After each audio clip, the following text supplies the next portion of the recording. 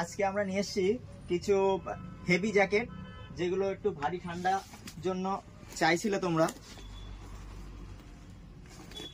একটু ভারী জ্যাকেট, এগুলো ভিতরে টোটালি ফারের কাজ আছে।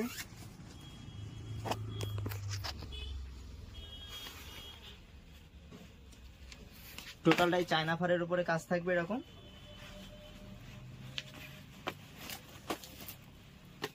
ক্যাপ আছে, ক্যাপটা খুলেও পরা যাবে।